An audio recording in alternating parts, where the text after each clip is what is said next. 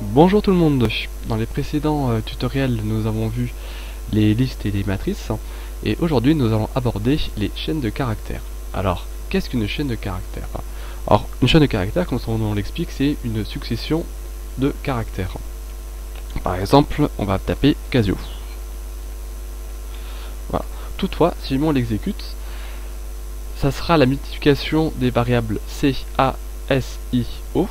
Donc je sais pas ce qu'elle... Voilà. Donc elles contiennent déjà des valeurs et la calculatrice renvoie 162. Donc en fait ça a fait la multiplication de C fois A fois S fois I fois O.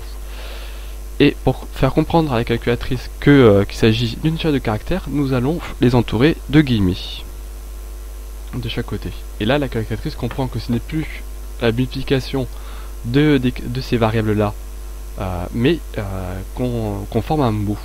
Alors bien sûr vous pouvez mettre ce que vous voulez dedans, vous pouvez mettre également des chiffres, hein. Donc si je vais mettre 0, 1, 2, 3, alors là, elle va, là ça va plus être 1234, mais ça va bien être le mot 0, 1, 2, 3, 4.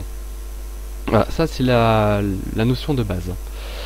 Alors peut-être également avant de continuer, ce cours ne peut pas être destiné à toutes les calculatrices, les plus anciennes surtout, tout simplement parce que les chaînes de caractères sont apparues avec la mise à jour 2.0. Donc ça correspond grosso modo à toutes les graphes 25 plus Pro, les graphes 35 plus USB, les graphes 75, les graphes 85 et 85 SD, les graphes 95 SD, les FXCG 2010 et FXCG 20, FXCG 20 ont les chaînes de caractères. Alors également petite précision pour les graphes 85 et 85 SD.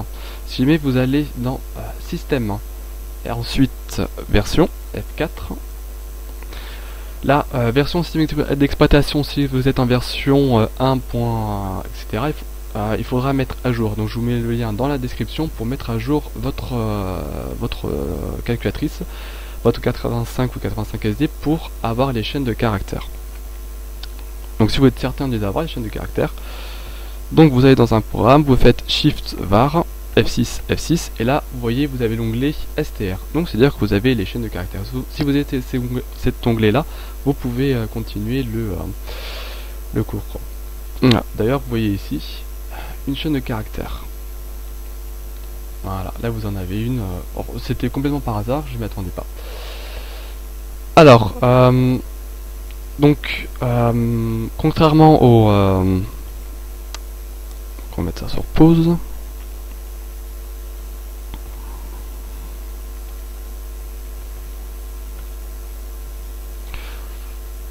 Donc, contrairement enfin, comme les variables, les chaînes de caractères disposent de certains emplacements réservés à eux.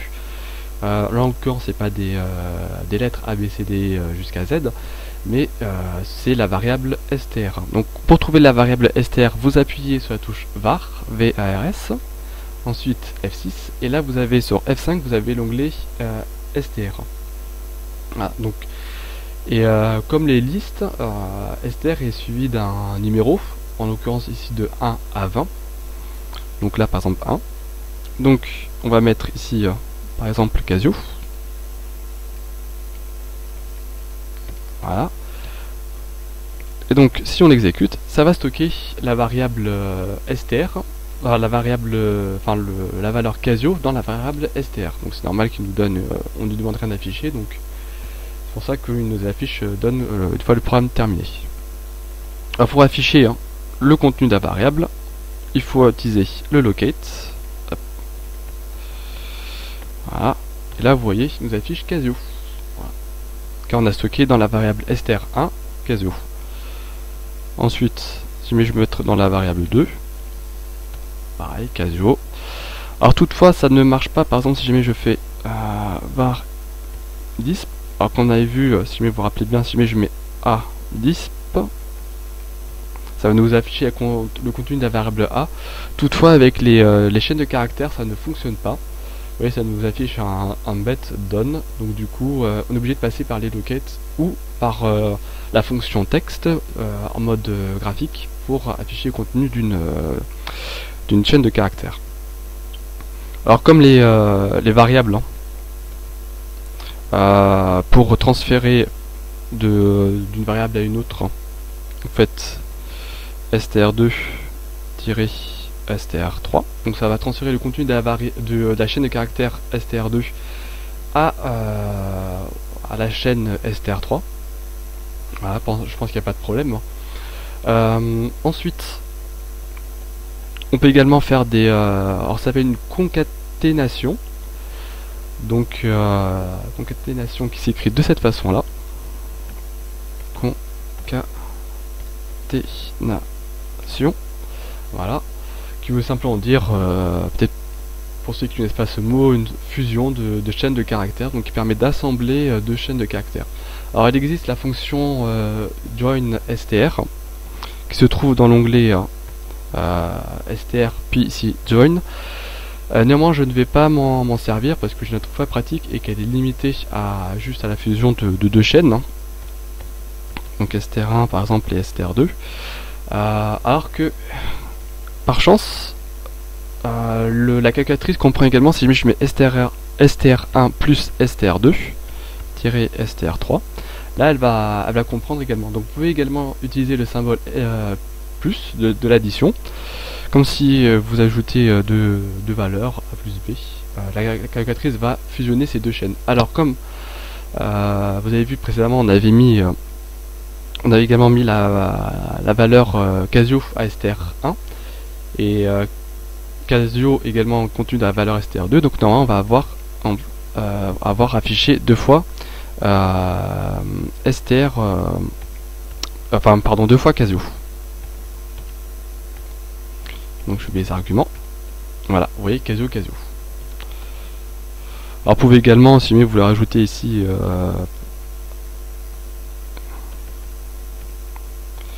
par exemple hello.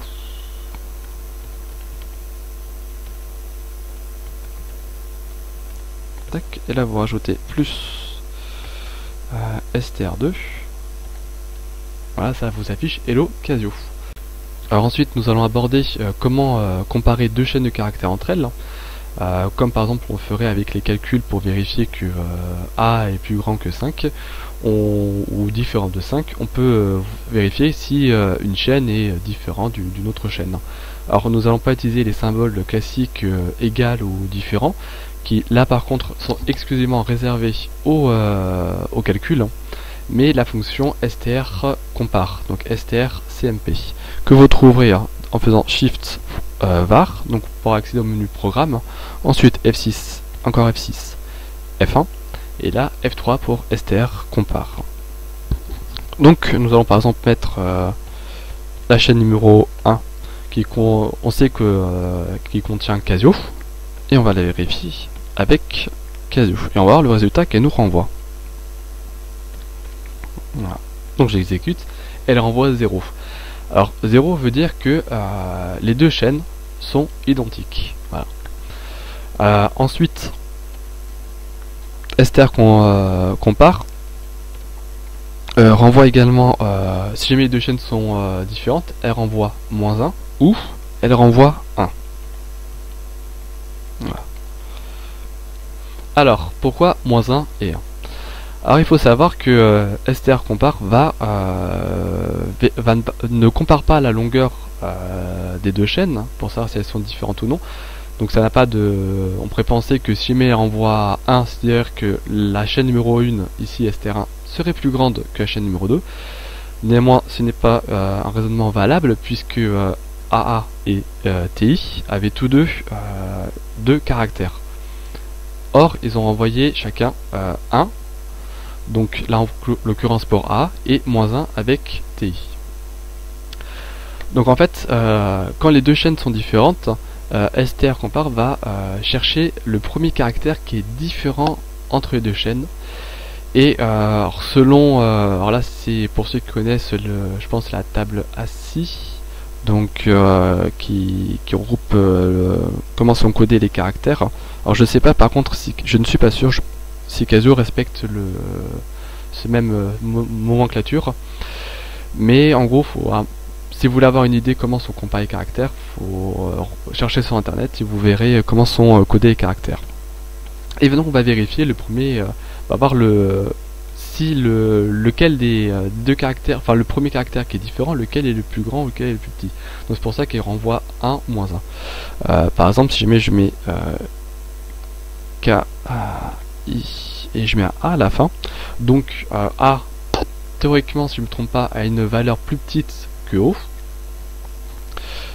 Donc dans ce cas-là, alors comme vous pouvez voir, j'ai beaucoup de programmes, et il renvoie 1. Voilà. Et si jamais j'avais mis, par exemple, je vais mettre un petit Z à la fin, il va renvoyer moins 1. Voilà. Tout est là. Donc, petite astuce, je vais vous donner.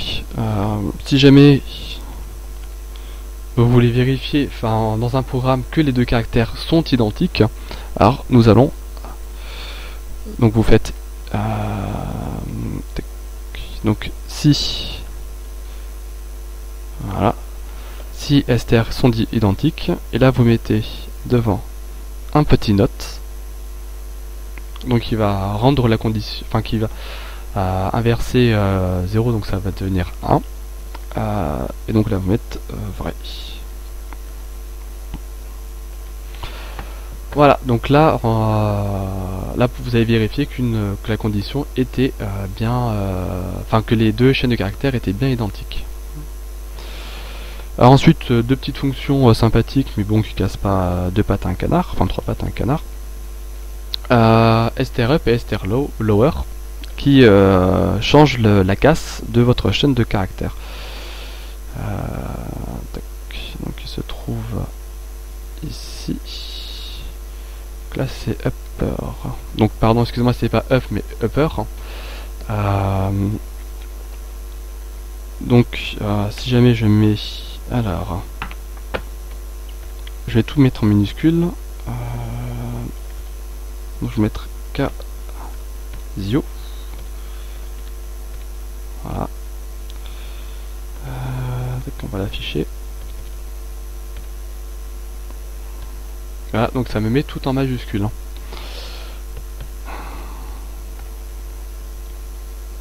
Et là, si je mets str lower, et si je mets la Casio mais en lettres capitales, il m'affiche Casio en minuscule, là, qui est sur la deuxième ligne. Une autre fonction qui, à mon sens, est quand même importante, c'est la fonction str length, qui permet justement de connaître la longueur d'une chaîne de caractères. Donc combien de caractères possède une chaîne. Donc là, si jamais je tape Casio,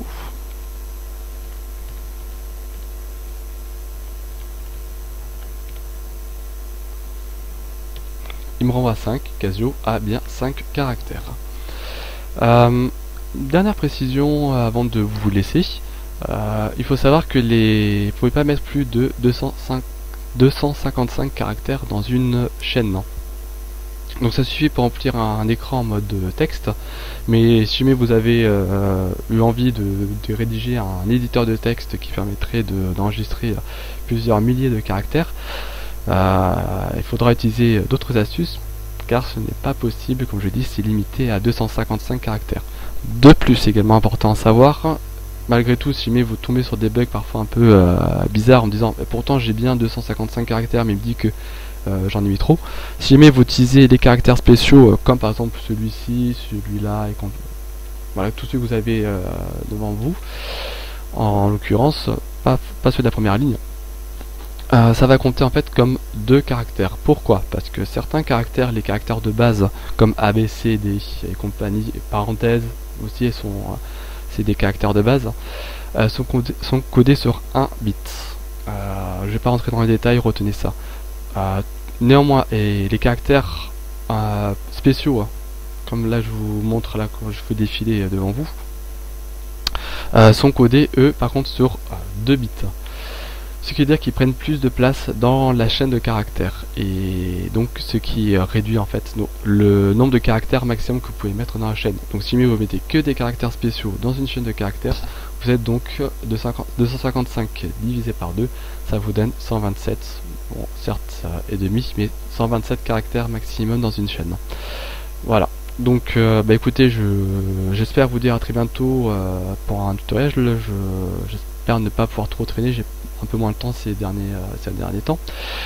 Et bah en tout cas, n'hésitez pas à laisser un commentaire dans la description, à partager la vidéo, à mettre un j'aime et à venir nous rendre visite sur Planète Casio. On fera un plaisir de vous aider, de vous répondre et partager vos créations, voilà, si le corps vous en dit. Bah écoutez, je vous dis à très bientôt, puis bonne programmation. Ciao ciao.